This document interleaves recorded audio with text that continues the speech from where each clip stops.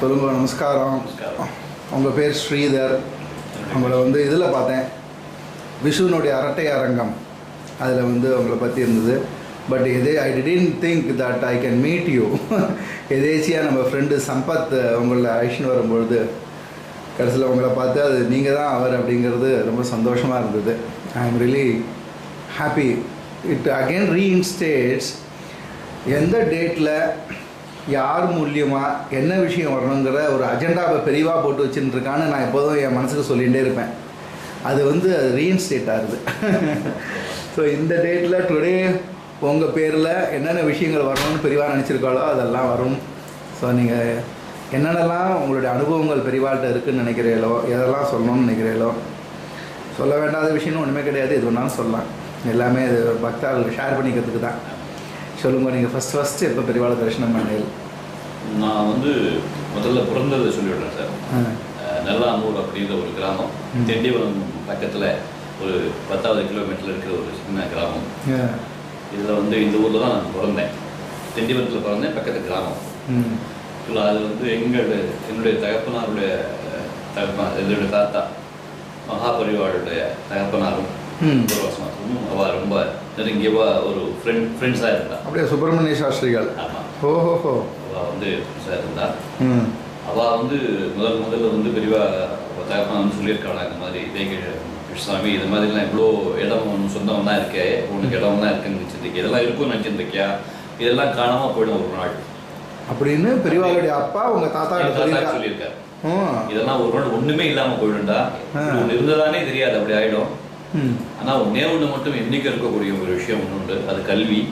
அதனால நீ ஒரு சின்ன ஸ்கூல் ஒன்று இங்கே ஆரம்பிக்கணும், அதுக்கு என்ன ரெகக்னிஷன் வேணுமோ அதெல்லாம் நான் தரேன் அப்படின்னு சொல்லியிருக்கேன். அவர் எஜுகேஷன் டிபார்ட்மெண்ட்டில் இருந்தார். இவர் இன்ஸ்பெக்டர் ஆஃப் ஸ்கூல்ஸாக இருந்தார். சரி. எங்கள் அப்பா அடிக்கடி சொல்லுவார். 1903 இது நல்லாம்பூர் துவக்கப்பள்ளி அப்படின்ற ஒரு பேரில் ஆரம்பிச்சது. நல்லாம்பூர். சரி. 1903 ஆரம்பிச்சதுக்கப்புறம் 1905 ரெகக்னைசேஷன் கிடைச்சது. இதுக்கு ஃபஸ்ட்டு ரெகக்னைசேஷன் வாங்கின ஒரு ஸ்கூல் அந்த டிஸ்ட்ரிக்ட்லேயே அதுதான் சொல்லலாம். 1905. அதுக்கப்புறமா பல வருஷங்கள் அப்பப்போ இன்ஸ்பெக்ஷனுக்குலாம் அவளுடைய எங்கள் கிராமத்துக்கு வந்திருக்கார். அது எங்கள் காலத்தில் தான் தங்கியிருக்கார். ஒரு பெருமையாக நாங்கள் ரொம்ப இன்றைக்கும் நினைக்கிறோம். அதுக்கப்புறமா இது காலப்போக்கில் ஆச்சு. எங்கள் தாத்தாக்கு அப்புறமா எங்கள் அப்பாவோட ஒரு மேனேஜ்மெண்ட்டில் கண்டினியூ ஆகிட்டு இருந்தது. ஒரு காலகட்டத்தில் எல்லா ஸ்கூல்ஸும் பஞ்சாயத்துக்கு கொடுத்துடணும் அப்படின்னு ஒரு ரூல் கொண்டு வந்தால், எல்லா கிராமங்களில் இருக்கிற ஸ்கூல்ஸில் பஞ்சாயத்து மேனேஜ்மெண்ட்டில் இருக்கிற ஸ்கூல்லாம் நிறைய அவள் மேலே கம்ப்ளைண்ட்ஸ் போயிருக்கு, அப்படி கொடுத்துடணும்னு சொல்லி. அந்த மாதிரி கொடுக்குற காலத்தில் மாதிரி கொடுக்கணும்னு உடனே அப்பாவுக்கு ரொம்ப மனசு கஷ்டமாக இருந்தது.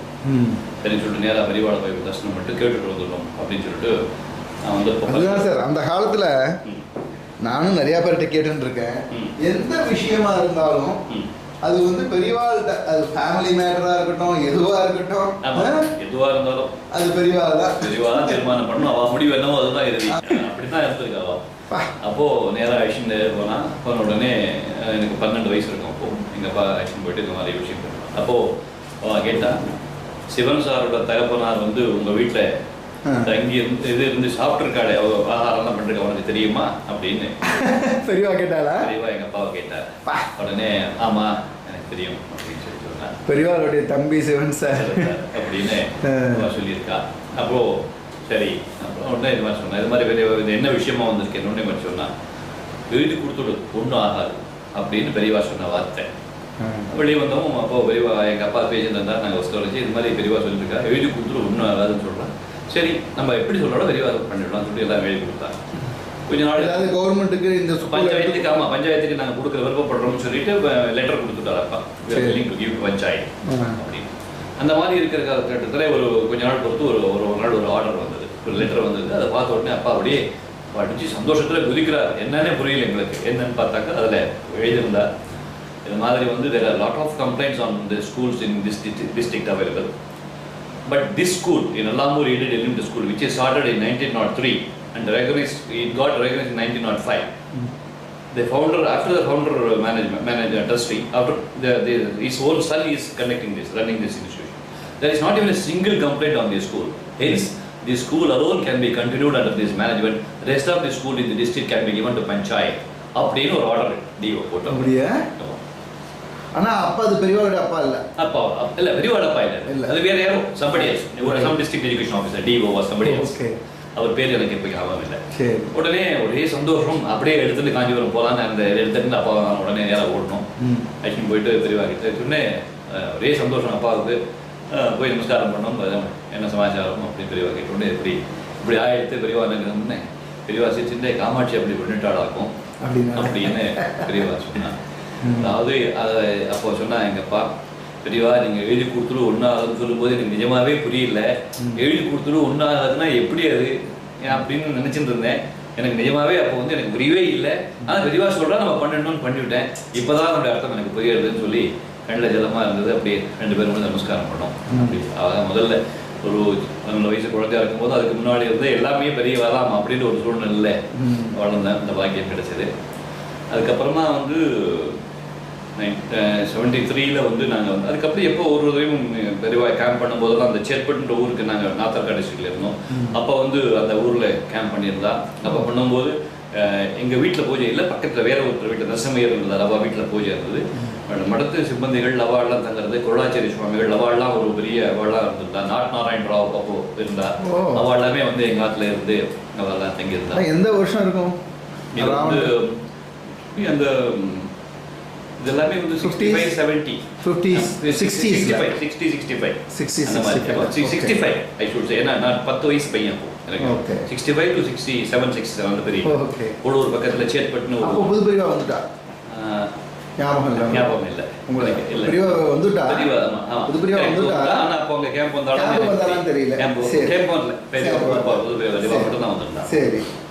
இப்போ வந்துட்டு அவள்லாம் தங்கியிருந்தா. அப்போது எல்லாமே ரொம்ப ஒரு வைபவமாக இருக்கும். எங்கள் வீடெல்லாம் சொல்ல முடியாத ஒரு இது ரொம்ப ஒரு காலகட்டம். 75ல் நான் வந்து சென்னைக்கு வந்தேன். அப்போ வந்தபோது என்னுடைய கசின் சந்திரசேகர்னு சொல்லிட்டு இங்கே இருந்தார். அவர் மூலியமா யோக சமாஜ் அப்படின்னு சொல்லக்கூடிய ஒரு இடத்துல கவியோகி சுத்தானந்த பாரதியார் அவர்கள் ஒரு ஆசிரமம் வச்சுருந்தாங்க. அந்த ஆசிரமத்தில் தான் என்னுடைய வாழ்க்கை, சென்னை வாழ்க்கை ஆரம்பமானது. Very good. அதுவும் ஒரு குரு முக்கியனவே எனக்கு ரொம்ப அழகாக அமைஞ்சது. 79ல் கல்யாணம் ஆச்சு. அதுக்கப்புறமா வந்து ஒரு நல்ல ஒரு வாழ்க்கை அமைஞ்சிட்டு இருந்தது. அப்போது தெய்வத்தின் குரலில் படிக்கக்கூடிய ஒரு வாய்ப்பு எனக்கு நிறைய கிடைச்சிருந்தது. அப்போ படிக்கணும் ஒரு லாபம் இருக்கும் படித்த காலகட்டத்தில். அப்போ வந்து அதில் தெய்வத்தின் குரலில் பெரியவா வந்து இது மாதிரி ஒரு எழுதியிருந்ததில் அநாத பிரேத சம்ஸ்காரம் அப்படின்னு சொல்லிட்டு அதை பற்றி ஒரு நீத்தார் கடன் அப்படின்ற ஒரு ரைட்டிங்கில் நிறைய எழுதியிருந்தார். அதில் அவர் சொல்கிறார், பகவான் வாழ்ந்த சரீரம் இது, இதிலிருந்து ஆத்மா வெளியே போன அப்புறம் இந்த சரீரத்துக்கு உண்டான ஒரு மரியாதை கொடுக்கணும். எந்த மதத்தில் ஒருவன் இறந்து போகிறானோ அந்த மத பிரகாரம் அவனை அடக்கம் செய்ய வேண்டும். இதற்கான உதவிகளை படிக்க உங்களை கேட்டுக்கொள்கிறேன். இதற்காக முடிந்த உதவி செய்யவும். கும்பகோணத்தில் மட்டும்தான் இந்த காரியம் ரொம்ப நல்லா நடக்கிறது. ஜீவாத்ம கைங்கரி சபான்னு ஆரம்பிச்சு அது ரொம்ப அழகா பண்ணிட்டு இருக்கா. மற்ற இடத்துலலாம் வந்து குப்பை தொட்டியில வாரி போடுற மாதிரி போட்டுடுறா, அப்படி போடக்கூடாது அப்படின்னு பெரியவா எம்பசைஸ் பண்றாரு. அது படிச்ச உடனே எனக்கு என்னமோ பெரியவா என்கிட்ட நேரில் சொல்ற மாதிரி எனக்கு ஒரு பாவம். உடனே நேராக எடுத்துட்டு நேராக போனேன். பெரியவாட்ட போய் நமஸ்காரம் பண்ணி.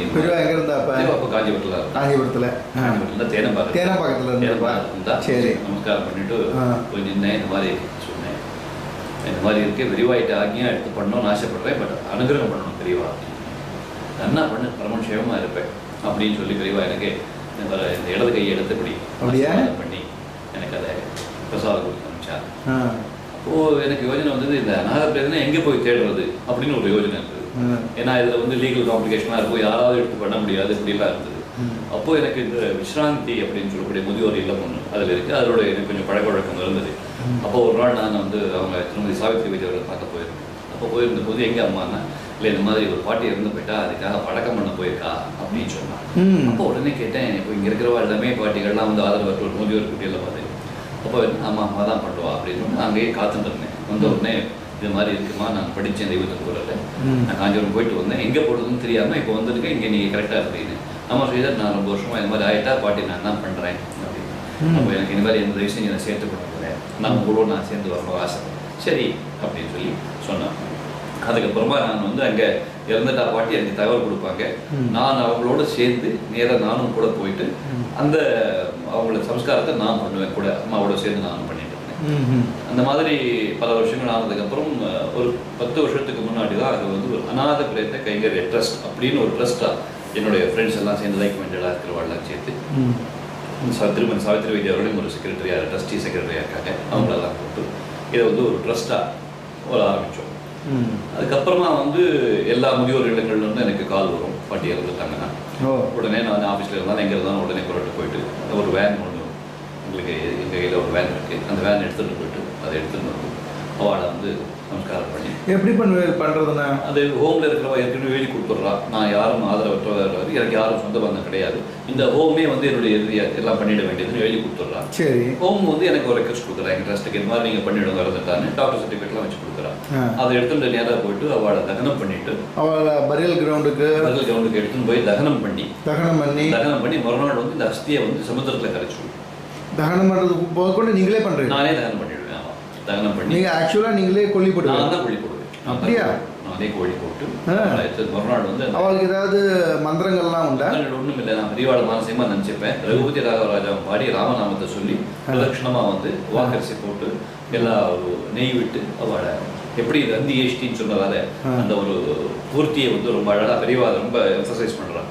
இந்த மாதிரி இந்த சரீரத்தை வந்து பஞ்சபூதங்களுக்கு திருப்பி கொடுக்கும்போது எப்படி வந்ததோ அந்த மாதிரி ஒரு அதை கொடுக்கணும்னு சொல்றதால அதனால அதை அவளுக்கு அவங்க ஹோம்ல புறப்படும் போதே அவளுக்கு ஸ்நானம்லாம் பண்ணி வச்சு புது வஸ்திரம்லாம் பண்ணி அதை பேக் பண்ணி கொண்டு வந்துடுவோம். வந்த உடனே அவள் நிறைய இப்போ இந்த எல்லாருமே வந்து கண் தானம் பண்றான். இந்த என்ன ஒரு விசேஷம்னா எல்லா பாட்டிமாரும் கண் தானத்துக்கு எழுதி கொடுத்துருக்கா. ஸோ அவள் இப்போல வந்து எத்தனையோ பேருக்கு பார்வை கிடைக்கிறதுக்கு ஒரு வழி பண்றா. அதுக்கப்புறமா அவளை தகனம் பண்ணி அழகாக அந்த அஸ்தியை மறுநாள் நாங்கள் சமுதிரத்தை கரைச்சிடுவோம். அப்படியா? எவ்வளோ பேர் ஃபஸ்ட்டு ஆரம்பிக்கும் போது உங்களுக்கு ஒரு மாதிரி மனசில் வந்து கொஞ்சம் ஒரு அருவருப்பு சொல்ல முடியாது, பட் ஒரு என்ன சொல்லலாம், மேபி ஒரு டிஸ்கம்ஃபர்ட் இருந்ததா? அவசியம் இருந்தது. முதல்ல நான் பண்ணுறச்சே எனக்கு வந்து ஒரு கிட்டத்தட்ட ஒரு 3-4 பேருக்கு பொண்ணு வர வரைக்கும் என்னால் வந்து சாதாரணமாகவே இருக்க முடியல. அப்படியா? ரொம்ப சிரமப்பட்டேன். அதாவது உங்க பேரண்ட்ஸ்லாம் உங்க கூட இருந்தா, எங்க அப்பா அம்மா எல்லாம் இருந்தா அவெல்லாம் அப்ஜெக்ட் பண்ணலையா? சொல்லுவா, இந்த மாதிரி வந்து ரொம்ப வசதியான காரியம்டா அப்படின்னு சொல்லுவா. எனக்கெல்லாம் தோணாது வந்து உனக்கு பெரிய வணக்கத்தில் கிடைச்சிருக்கு, அதனால வந்து நீ வந்து அவசியம் வந்து இதை எடுத்து. ஆச்சரியம் சார், நீ எடுத்து அப்பா அம்மா இருக்கும்போது காட்டுக்கே போகக்கூடாதுன்னு ஒரு பெரிய பயன்படுத்துவா. எங்க அப்பா சொல்லுவார், அதெல்லாம் வந்து யாரும் தெரியாதவா தெளிவில்லாதவா சொல்லியிருக்காடா, அவசியம் பண்ணு, என்னைக்காதான் நான் ஒரு நாள் போக போறேன், அதுக்கப்புறமா நீ வந்து யாருக்கோ பண்றதுன்னு காத்திருந்தா காலம் போயிடும், இப்பவே நீ பண்ணு, அது பரிபூர்ணமான சந்தோஷம் அப்படின்னு சொல்லி பெரியவா அனுகிரகம்னு சொல்ற மாதிரி உங்க அப்பா அம்மாவுடைய சப்போர்ட் அண்ட் அனுகிரகம் ஃபண்டாஸ்டிக் மாதமா இருந்தது. அதுக்கப்புறம் என்னுடைய மனைவி, அதுக்கப்புறம் என்னுடைய குழந்தைகள் எல்லாருமே ஊர்ல இல்லாத போது ஏதாவது கால் வந்தாலும் என்னுடைய பெரிய பிள்ளையோ சின்ன பிள்ளையோ யார் இருந்தாலும் அந்த வேனை எடுத்துட்டு அவார்டே போய் அவார்டே எடுத்துப்படுவோம். அப்படியா? What a tradition you have mat. இது வந்து பெரியவா ஒரு அனுகிரகம் தவிர வேற இல்லைன்னா இப்படி ஒரு குடும்பத்துல எல்லாருக்கும் அந்த லைக் மைண்டட்னஸ் கொடுத்து அது வந்து ஒரு தெளிவு பண்ணியிருக்கா. இப்போ எனக்கு தெரிஞ்சு சில ஃபேமிலி அவள் வைதிக ஃபேமிலியாக மாறினோடனே அவளுடைய சொந்தக்காரெல்லாம் அவளை வந்து எக்ஸ்கம்யூனிகேட் பண்ணிட்டா. நீங்கள் உள்ள உண்மை மடிசார் கட்டுன்னு எங்கள் ஆத்துக்கெல்லாம் வராத, எங்களுக்கெல்லாம் அவமானமாக இருக்குன்னு. மடிசாருக்கே அந்த நிலைமைன்னா நீங்கள் இந்த ஒரு பெரிய காரியம் பண்ணுறீங்களே, உங்களுடைய ரிலேஷன்ஸு ஃப்ரெண்ட்ஸு இவளுடைய ரியாக்ஷன்ஸ் என்ன? என்னுடைய ரிலேஷன்ஸ் என்ன, என்னுடைய மனைவி சைடில் வந்து ரிலேஷன்ஸ் வந்து சில பேர் வந்து இதை வந்து ரொம்ப கமெண்ட்டாகவே பண்ணியிருக்கா அவள் சைடில். அது வந்து என்னடி எப்போ பார்த்தாலும் வந்து வெட்டியா மாதிரி ஹஸ்பண்ட் இந்த வேனில் எப்போ பார்த்தாலும் போயிட்டு ஏதோ வந்து ஸ்மசானத்தில் ஏதோ பண்ணிட்டு இருக்காரு, இது என்ன அப்படின்னு பேசியிருக்கா. நான் அதை பற்றி எப்பவும் வருத்தப்பட்டதில்லை. ஆனால் அவளுக்கு எப்படி இருந்திருக்கும் மனநிலை?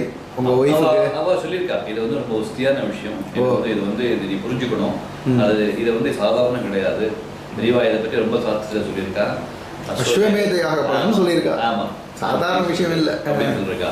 ஒரு தடவை ஒரு சின்ன ஏதோ ஒரு மீட்டிங்ல இந்த மாதிரி ஒரு விஷயத்த சொல்லும்போது புது பிரிவா வந்து ஒரு சின்ன திருத்தம், தச அஸ்வமேதையாக பலபலவே அப்படி திருத்திக்கோ அப்படின்னு சொல்லி யாரோ ஒரு பேசினவர்கிட்ட சொன்னார். அப்படியே? ஆமா, மாதிரி. ஸோ அந்த மாதிரி வந்து இருந்தது. பட் ஆனால் வந்து ஃபேமிலியிலே பெரிய சப்போர்ட் இருந்தது எனக்கு. அதுதான் சில நாளில் வந்து ஹோமில் வந்து அன்றைக்கி ஒரு டெத்து நடந்திருக்கு, நான் போய் வந்து ஆஃபீஸ்லேருந்து வந்து எல்லாம் பண்ணிவிட்டு வீட்டுக்கு வந்து நான் மறுபடியும் ஸ்நானம்லாம் பண்ணிவிட்டு நான் பொருள் மாதிரி ஆஃபீஸ்க்கு போகும்போது மறுபடியும் இன்னொரு பாட்டி ஒரு இறந்துட்டா. ஸோ திருப்பி வந்திருக்கேன். ஸோ இந்த மாதிரிலாம் வரும்போது என்னுடைய மனைவியோட சப்போர்ட் அப்படின்னு ரொம்ப பெரிய விஷயம். இது வரைக்கும் வந்து எதற்கும் மனசு வந்து வருத்தப்படாமல் எனக்கு வஸ்திரங்கள்லாம் எல்லாம் அலம்பி எல்லாம் பண்ணி அந்த உடனே எல்லாம் வெண்ணி போட்டு எவ்வளோ சிரமங்கள் இருக்குது இதில். டெத்துன்னா அவங்களுக்கு என்ன தெரியும். பட் இதுக்காக வந்து இத்தனை வருஷத்தில் வந்து கிட்டத்தட்ட 28 வருஷத்தில் ஒரு நாள் கூட இதுக்காக நாங்கள் அவள் வந்து என்றைக்குமே முகம் சுழிச்சதில்லை. ரொம்ப ஒரு இன்வால்மெண்ட்டோட இதை பூர்த்தியாக பண்ணுற விஷயம். அதனால தான் எங்களால் இது பண்ண முடியறதுன்னு நான் சொல்கிறேன். பெரிய விஷயம். இது 28 இயர்ஸாக பண்ணிட்டு இருக்கேன். எவ்வளோ அநாத பிரேத சம்ஸ்காரம் பண்ணியிருக்கேன்? இது வரைக்கும் 1116 பேர். 1116. அப்பா. பட் இப்போ இந்த 1116 உங்களுக்கு தெரிஞ்சு நீங்கள் பண்ணியிருக்கேன். உங்களுடைய ப்ரிவியூவில் வராமல் இன்னும் நிறைய பேர் நடந்திருக்கலாம் இல்லையா? நிறைய பேர் பண்ணிட்டு இருக்கா, நிறையா நடந்துட்டுருக்கலாம். உங்களுக்கு வேறு ஏதாவது ஃபேமிலி சர்க்கிள்லேருந்து எல்லாம் முடிஞ்ச அப்புறமா யாராவது வந்து அந்த ரிலேஷன்ஸ் வந்து தகராறு பண்ணியிருக்காளா, இல்லை ரொம்ப சப்போர்ட் பண்ணியிருக்காளா? இல்லை, இப்போ இந்த ஹோம்லேருந்து பண்ணுறவங்க வந்து சில பேர் பேரண்ட்ஸு அவள் ரிலேட்டிவ்ஸ்லாம் இருக்கா, அந்த பையன் இருக்கான், அப்படிலாம் வந்து ஹோமில் இருக்கிறவெல்லாம் சில பேர் இருக்கா. ஆனால் அவள் வந்து இந்த விஷயத்தை சொல்லி அனுப்பிச்சாவே வர்றதில்லை. அதாவது நான் எங்கள் உயிரோடு இருக்கும்போதே வந்து பார்க்கல. ஒரு ரொம்ப ஒரு மனசுக்கு நெகிழ்வான ஒரு விஷயம் நடந்தது. வந்து ஒருத்தர் உடம்பு சரியில்லாமல் இருந்தார். ஹோமில் இருந்து அவரை வந்து ஹாஸ்பிட்டலில் அட்மிட் பண்ணியிருந்தோம். விளையாடல கல்யாண கிளினிக் அப்படின்னு சொல்லிட்டு டாக்டர் கிருஷ்ணமூர்த்தின்னு வச்சு நடத்துட்டாங்க. அந்த ஹோமில் அவரோட ரெக்வஸ்ட் பண்ணி, சார் வசதி இல்லை, அந்த ஹோம்லேருந்து ஆக்ஷன் வரணும்னு அவர் வந்து ஃப்ரீ ட்ரீட்மெண்ட். பகல்லலாம் அவள் நர்ஸை பார்த்துருப்பா. ராத்திரியில் நான் ஆஃபீஸ்லேருந்து வந்துட்டு இப்போ ராத்திரியில் நான் அவருக்கு துணையாக படுத்துப்பேன்.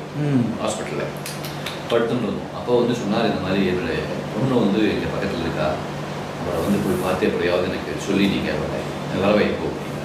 ஸோ அட்ரஸ் எடுத்துகிட்டு வந்தேன். பெருங்குடின்ற இடத்துல தான் அவள் இருந்தா. நான் வந்து பார்த்த பிறகு அவர் வந்து நேராக அந்த வீட்டுக்கு போனேன். அவங்க அம்மா வந்து அவருக்கு அப்பாவுக்கு அபிப்பிராய வேதமாக இருக்கிற மாதிரி ஒரு மாற்று கல்யாணம், வேறு மதத்தில் கல்யாணம் பண்ணிட்டா. அதனால் தொடர்பு இல்லாமல் இருந்திருக்கா இத்தனை வருஷங்களா. அப்போ நான் போய் இந்த மாதிரி உடம்பு சரியில்லாமல் இருக்காரு, டெத் பெட்டில் இருக்காரு, நீங்கள் அவசியம் வரும். அப்போது வந்து என் கல்யாணத்தை அங்கீகாரம் பண்ணாத என் தகப்பனாரை வந்து நான் பார்க்கவே மாட்டேன் அப்படின்னு சொல்லி. அப்போது நான் சொன்னேன், அதெல்லாம் இருக்கலாமா, பட் ஆனால் இப்போ ஒரு டெத் பெட்டில் இருக்கார், இனிமேல் நீங்கள் அவரை பார்க்க முடியாது, இந்த தகப்பனார் நீங்கள் அவசியம் வந்து வரணும். அப்போது வந்து அந்த அம்மாவோட கணவர் மறிச்சு பேச்சு வார்த்தை, நீ யாரையா, நீ போனால் போதான் மரியாதை கொடுக்குறேன், இப்போ நீ மேலே வெளியே போனால் உனக்கு கழுத்தை பிடிச்சி வெளியிடு அப்படின்னு சொல்லி சொன்னார். சொன்னேன், பரவாயில்லை சார், ரொம்ப நன்றி அப்படின்னு சொன்னேன். அப்போது நான் என் நண்பர் ஒருத்தர் கூட அழிச்சு போயிருந்தேன். அவர் சொன்னார், இவ்வளோ ஒரு அவமரியாதையாக பேசுகிறா, நீங்கள் ஒன்றும் ரியாக்ட் பண்ணவே இல்லையே அப்படின்னு. நான் சொன்னேன், பெரியவா எழுதியிருக்கா, முதல்ல அவர் சொல்லியிருக்கா, பொது காரியத்துக்குன்னு வந்தால் மான அவமானம் பார்க்கக்கூடாது அப்படின்னு பெரியவா சொல்லியிருக்கா. அதை நம்ம பெரியவாக கட்டளையாக எடுத்து பண்ணிட்டு இருக்கோம். அதனால் நம்ம வந்து அவள் எப்படி சொன்னாலும் அப்படி தான் போகணும். ரொம்ப சந்தோஷம் சார், நான் வந்துவிட்டேன். வந்த உடனே இவர் ரொம்ப ஆசையாக இவர் காத்துட்ருக்காரு எனக்கு ஹாஸ்பிட்டலில். பார்த்தேடா என் பொண்ணு வராடா என்ன சொன்னான். நான் வந்து சொன்னேன், கதவு கூட்டிருக்கு, ஊரில் இல்லையா அவங்க பொண்ணு, வெளியே போட்டுட்டாரான், பக்கத்து வீட்டில் சொல்லிட்டு வந்திருக்கேன் தகவல், அவள் வந்த உடனே கூப்பிடுவா சார், கவலைப்படாது அப்படின்னு சொன்னேன். சொன்னேன், அன்றைக்கி எப்போ பேசிட்டு போனோம், அன்றைக்கி ராத்திரி அவர் உயிர் பிரிஞ்சுவிட்டு மறுநாள் அவரை எடுத்து நான் தகனம் பண்ணி கஷ்டை கரைச்சுட்டேன். ஆனால் என் மனசில் ஒரு திருப்தி இருந்தது. சாகர சமயத்தில் அவருக்கு ஒரு கஷ்டத்தை கொடுக்க வேண்டாம், தன் பொண்ணு இப்படி நெக்லெக்ட் பண்ணிட்டு உடனே வருத்தம் வேண்டாம் அப்படின்னு ஒரு காரணத்தால், அது பொய்யா இருந்தாலும் அவர் மனசுக்கு சாந்தத்தை கொடுக்கும்ன்றது ஒரே காரணத்துக்காக. அப்படி பொய்மையும் வாய்மையோடித்து நன்மை பயக்கும் தான் அப்படின்னு சொன்னால் அது ஒன்றும் தப்பே கிடையாது, அதுதான் சத்தியம். ஆமாம், அந்த மாதிரி சொல்லி அந்த நிகழ்வு ஒன்று நடந்தது. அதுக்கப்புறமா விஸ்ராந்திலேருந்து வரும்போது ஒரு காலத்தில் யாரோ ஒரு பையன் இருந்திருக்கான் அப்படின்னு சொன்னால் அவள் கூப்பிட்டா நான் வரவே மாட்டேன், நான் வந்து அம்மா உயிரோடு இருக்கும்போதே நான் பார்த்துக்கல, இப்போ வந்து நான் ஏன் வரணும் அப்படின்ற மாதிரி சொன்னான். அப்போ நான் சொல்லிட்டு, அப்படிப்பட்ட பிள்ளையே வராமல் இருக்கிறது தேவை, அவன் நம்ம பார்க்காம இருக்கிறது நல்லது அப்படின்னு சொல்லிட்டு அந்த அம்மாவும் தகனம் பண்ணிடுறாங்க. ஹாஸ்பிட்டல்லேருந்து வர அன்கிளைம் பாடிஸ்க்கு போலீஸில் காவல்துறையில் எல்லாம் அவள் பண்ணி எல்லாம் லீகலாக தான் பண்ணி கொடுக்குறான். அந்த மாதிரி வர்ற சில விஷயங்கள் அடக்கமானதுக்கு அப்புறமா வந்து அந்த போலீஸ்க்கு வந்து கூப்பிட்டுருக்கா, கேட்டிருக்கா, எங்களுடைய ஸோ இன்னும் அட்வர்டைஸ்மெண்ட் பார்த்தா தான் நாங்கள் எத்தனை நாள் கவனிக்க முடியல அப்படின்னு ஏதோ ஒரு காரணத்தால் நாங்கள் பண்ணிட்டு வந்த சில நாள் கொடுத்து வருவா. அப்போ காவல்துறையை அவங்க அழிச்சு போய் எங்கே பதிச்சாங்களோ அதை காமிச்சு அங்கே அவங்க என்ன பண்ணணும் ஆசைப்படுறாங்களோ அந்த ஒரு சடங்கை பண்ணிட்டு திரும்பி வந்துடுவா. இப்படி தான் நடக்கும். பட் ஃபைனான்ஷியல் சப்போர்ட் ஏதாவது இருந்துருக்கு? ஏன்னா நிறையா செலவாகுமே உங்களுக்கு. எங்களுக்கு விரிவாக நகரத்தில் வந்து இது வரைக்கும் வந்து நம்ம யாருமே போய் கேட்குற மாதிரி விரிவாக வைக்கல. இது வந்து ஃபஸ்ட்டு ஒரு இந்தியன் எக்ஸ்பிரஸில் ஒரு ஆர்டிக்கல் இதை பற்றி வந்தது. அதுக்கப்புறம் டைம்ஸ் ஆஃப் இந்தியாவில் வந்தது. அதுக்கப்புறம் அதை பார்த்துட்டு Rediff.comல வந்தது. இதுக்கப்புறமா வந்து மக்கள் அரங்கத்தில் வந்தது, விஷயோட மக்கள் அரங்கத்தில். இந்த மாதிரி நிகழ்வுகளால் தானே நிறைய பேருக்கு இது தெரிஞ்சு இப்போ நிறைய வாலண்டியர்ஸ் வேறு யங்ஸ்டர்ஸ் வந்திருக்கா. ஃபினான்ஷியல் சப்போர்ட் தானே கிடைக்கிறது. இது வரைக்கும் நாங்கள் எங்கேயும் இதுக்காக போய் அப்பீல் அப்படிலாம். ஒரு பாடி எடுத்து நீங்கள் சம்ஸ்காரம் பண்ணணும்னா எவ்வளோ செலவாகுது? மாதம் எடுத்து ஹாஸ்பிட்டலில் பண்ணுறச்சே ஒரு பாடிக்கு எங்களுக்கு 600 ரூபா ஆகும். 600 ரூபா வெல்கா பண்ணுறது ஒரு மினிமம் 20-25 பாடி பண்ணுவோம். ஓஹோ, அப்படி பண்ணும்போது தனியாக எடுத்து பண்ணோம்னாக்கா உங்களுக்கு வந்து ஒரு 1500 ரூபா 1600 அப்படி ஆகும். டிபெண்ட் வேறு நீங்கள் கன்வென்ஷனாக பண்ணுற இடம் இல்லை எலக்ட்ரிக்கில் பண்ணுற இடம் அப்படின்றத வச்சு அது அதெல்லாம் யாரும் டிசைட் பண்ணுவா? கன்வென்ஷனலாக பண்ணணுமா எலக்ட்ரிக்கில் பண்ணணுமாங்கிறத? ஹோமில் வந்து வர்ற டெத் எதுவாக இருந்தாலும் மோஸ்ட்லி நான் வந்து அதை கன்வென்ஷனாக வச்சு பண்ணுறேன். ஏன்னா தர்மசாஸ்திர பிரகாரம் அப்படி நடந்த விசேஷம். காசு அதில் கூட சிலவானாலும் சாஸ்திரத்துக்கு விரோதம் இல்லாமல் பண்ணுறோம், பெரியவா சொல்லி இதை காப்பாரி பண்ணுறதால அதை பிடிச்சிருக்கும் அப்படின்னு அது மாதிரி பண்ணுறேன். அப்படியா? அதனால் வந்து அதை அப்படி தான் பண்ணிட்டு இருக்கோம். இதில் வேறு மதத்துக்காரா யாருக்காவது நீங்கள் பண்ணின அனுபவம் இருக்கா? கிறிஸ்துவாளுக்கோ இஸ்லாமியர்களுக்கோ? அந்த மாதிரி நடந்தபோது அவள் என்ன சொன்னாள்னா வந்து நாங்கள் பண்ணுறோம்னு சொன்ன உடனே தகவல் தெரிஞ்சு அவள் வந்து இல்லை சார் எங்கள் கிட்ட கொடுத்துருக்கோ இந்த இதை வந்து நாங்களே பண்ணுறோம் அப்படின்னு சொல்லி கேட்டு வாங்கி போயிருக்கா. ஸோ அதனால அவள் அதை பிரகாரம் என்ன பெரியவா அதை எழுதியிருக்கா, எந்த மத பிரகாரம் பிறந்திருக்கார்களோ அது பிரகாரமே அவர்களுக்கு அடக்கம் செய்ய வேண்டும்னு சொல்லியிருக்கா. அதனால அதை அவள் கிட்ட ஹேண்ட் ஓவர் பண்ணி. உங்களுடைய அஃபீஷியல் லைஃப்பை பற்றி சொல்லுங்க. நான் வந்து ஏன்னா உங்களோட பர்சனல் லைஃப்ங்கிறது உங்கள் ஃபேமிலி லைஃப் பார்த்தாச்சு, உங்களோட யங்கர் ஏஜஸ் லைஃப் பார்த்தாச்சு. இவ்வளோ ஒரு காரியங்கள் பண்ணுறதுக்கு ஆஃபீஸில் எப்படி சப்போர்ட் பண்ணுவா? இது ஒரு முக்கியமான கேள்வி தான். பெரியவா நகரகத்தில் வந்து அது ஒரு சிரமம் இல்லாமே எனக்கு இத்தனை வருஷமாக நடத்தி கொடுத்துருக்காரு. அப்படியா? நான் முதல்ல ஒரு 3-4 கம்பெனியில் இத்தனை வருஷம் ஒர்க் பண்ணியிருந்தாலும் இப்போ 15 வருஷமா ஒரே கம்பெனியில் தான் இருக்கேன். இந்தியா இன்ஃபோலைன் அப்படின்ற ஒரு கம்பெனியில். இந்தியா இன்ஃபோலைன் IIFL அப்படின்னு சொல்லக்கூடிய ஒரு நிறுவனம். இது பாம்பேவை தலையிடமாக கொண்டு இது பப்ளிக் லிமிடெட் கம்பெனி. அதில் வந்து சென்னையில் நான் வைஸ் பிரசிடென்ட் ஆப்ரேஷன்ஸாக இருந்துருக்கேன். இது நிஜமாகவே ஒரு பெரிய நகரம் தான். எனக்கு வந்து இந்த வேலைகளுக்கு இந்த ஹாஸ்பிட்டல்லேருந்து எடுக்கிறது எல்லாமே சந்தேகத்தில் பண்ணுவோம். மற்ற சமயத்தில் எப்போ இறப்பும் தெரியாது, எப்போ கால் வந்தாலும் நான் உடனே கொண்டு போயிடுவேன். அதுக்கு என்னுடைய வேலைக்கு எந்த இடையூறும் இது வரைக்கும் வராமல் அப்படி தான் நடந்துருக்கு. மேனேஜ்மெண்ட்டு அதை இது பெரிய சப்போர்ட் பண்ணி கொடுத்துருக்காங்க. அதை நான் நிச்சயமாக இந்த சமயத்தில் சொல்லுவேன். அப்படியா? இந்த கம்பெனியில் தான் நீங்கள் ஜாயின் பண்ணல? நான் இதுக்கு முன்னாடி நான் வெவ்வேறு கம்பெனியில் இருந்திருக்கேன். இந்த கம்பெனியில் வந்து 95ல் வந்து ஜாயின் பண்ணேன். அதுக்கப்புறம் 2000 இந்த company was acquired by India Infoline. அதுலேருந்து அப்படியே நான் கண்டினியூ பண்ணிட்டு இருக்கேன். ஸோ இதுக்கு முன்னாடி இருந்த கம்பெனிலையும் எனக்கு வந்து இந்த விஷயமா நான் எப்போ போனதுனாலும் எனக்கு அனுமதி உண்டு, யாரும் ஒன்றும் குறைய சொல்ல மாட்டேன். அப்படியே நடந்திருக்கு. இப்போ பர்சனல் லைஃப்பில் இல்லை அஃபீஷியல் லைஃப்பில் உங்களுக்கு ஏதாவது ப்ராப்ளம் வந்து அது உங்களுடைய பெரியவாளுடைய ஒரு அனுகிரகத்தினால அது சரியாக போயிருக்கு, இல்லை உங்களுக்கு குழந்தைகளுக்கு கல்யாணம் அது பெரியவா மூலியமாக நடந்திருக்கு, அதே மாதிரி ஏதாவது ஒரு இன்சிடென்ட்ஸ் ஏதாவது உங்கள் லைஃப்பில் நடந்திருக்கா? என்னை பொறுத்த வரைக்கும் எனக்கு என்னுடைய வாழ்க்கையே வந்து மொத்தமே பெரியவா தான் நடத்திட்டு இருக்கா. என் உள் இருந்து கொண்டு என்னை இயக்கி கொண்டு இருக்கும் பெரியவா. அப்படி தான் இன்றைக்கி நினச்சிட்ருக்கேன். ஏன்னா நானாக எதையுமே முடிவு பண்ணுறதில்ல.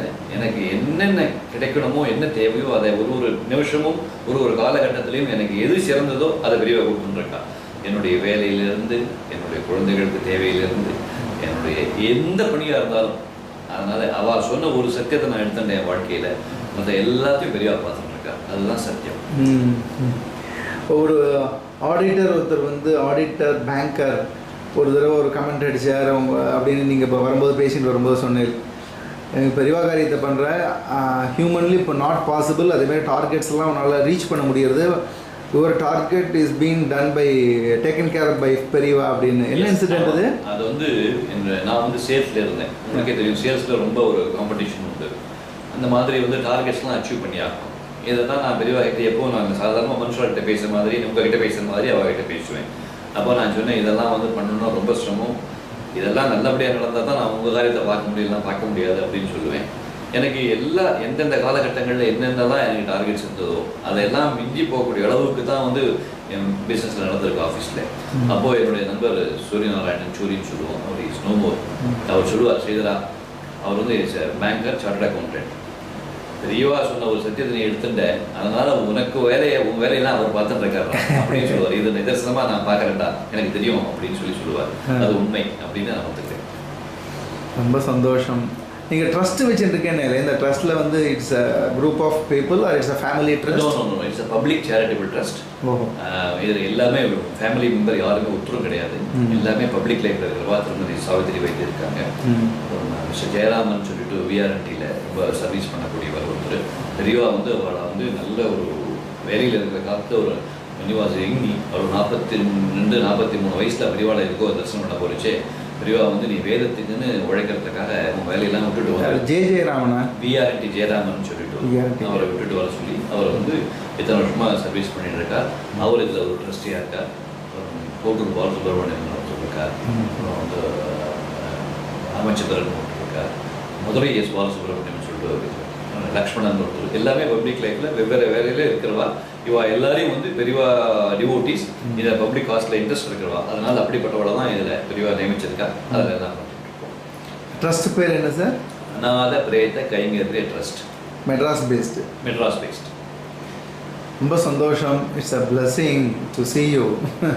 இவ்வளோ அஸ்வமேதம் பண்ணவாளை பார்க்குறதே பெரிய அனுகிரகம் தான். ரொம்ப சந்தோஷம். எனக்கும் பெரிய சந்தோஷம். என் பெரியவாளை பற்றி ஒரு விஷயங்களை இதை வெளியே சொல்றதுக்கு எனக்கு வாய்ப்பு கொடுத்ததுக்கு ரொம்ப சந்தோஷம். குருபியோ நம. நமஸ்காரம். நமஸ்காரம்.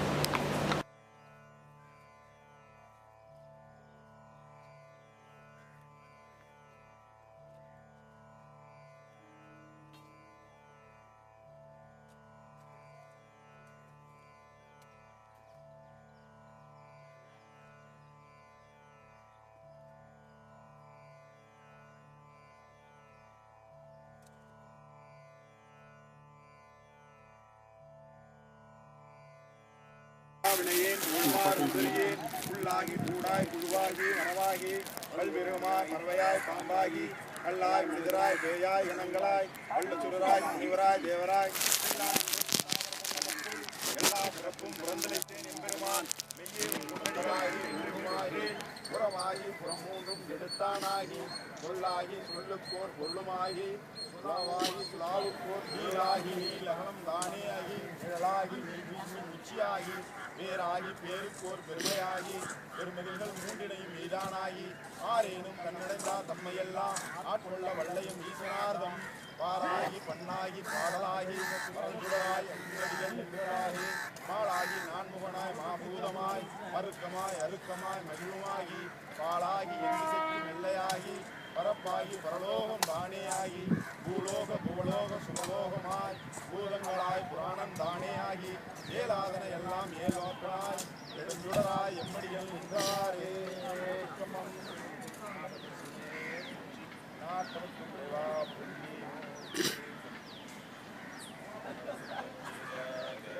राजाराम पतित पावन सीताराम रघुपति राघव राजाराम पतित पावन सीताराम रघुपति राघव राजाराम पतित पावन सीताराम. ஒரு முக்கியமான விஷயம், அதை நான் பேசும்போது விடுபட்டு போச்சு. இப்படி நான் இந்த அநாத பிரேத கைங்கரியம் பண்ணிட்டு இருக்கிறதால வருஷம் நான் ஒரு காசி கையாக்கு போகணும், பெரியவர்கிட்ட போன சார் பிரார்த்தனை பண்ணிட்டு அது நடந்து வந்துட்டுருக்கு. யாரெல்லாம் இப்படி யாருக்கெல்லாம் பண்ணணும், ஹோம்லேருந்து பண்ணவாளுக்கெல்லாம் அவள் பேரெல்லாம் எடுத்துகிட்டு போய் வாழ்க்கை காசி கையால் வந்து பிண்டம் பண்ணி எல்லாம் பண்ணியிருக்கு. அப்படியா? ஆமாம். வருஷமா? இது ஒரு வருஷம்னா வருஷம் சொல்ல முடியாது, மேக்ஸிமம் நம்பர் ஆஃப் டைம் நடந்திருக்கு இது. அப்படியா? அப்புறம் வந்து ஹோம்லேருந்து வரவாளுக்கு வந்து அந்த பேர்லாம் இருக்கும், அதை சொல்லிடுவோம். ஹாஸ்பிட்டல்லேருந்து பண்ண வாழ்க்கை யாருக்கும் தெரியாது, பட் அந்த பேர் நம்பர்ஸ் எவ்வளோ பேர் பண்ணியிருக்கோம் அது விரைவாக எடுத்து அவள் எல்லாமே கடை தேரணும் அப்படின்னு பிரார்த்தனை பண்ணிட்டு காசி கையால் போய் அவளுக்கு பிண்டம் போட்டுட்டு நீங்களே பர்சனலாக போகிறீங்க? நானே பர்சனலாக என் ஒய்ஃபும் போய் சங்கல்பம் பண்ணிட்டு போயிடும். அப்படியா? ஒரு பித்ருக்களுக்காக யாராவது ஒருத்தர் ஜென்மால காசி கையாக்கு போக மாட்டாளான்னு பித்ருக்கள் காத்துட்டுருப்பா அப்படின்னு சொல்லியிருக்கா. நீங்கள் வந்து இவ்வளோ தடவை போய் இவ்வளோ பேருக்கு பண்ணிட்டு இருக்கீங்களா? பெரிய விஷயம் சார். பெரிய விஷயம். ரொம்ப சந்தோஷம். Great, really great. பெரியவா அனுகிரகம் என்ன, பெரியவா கூடயே இருக்கா உங்களுக்கு. ரொம்ப சந்தோஷம்.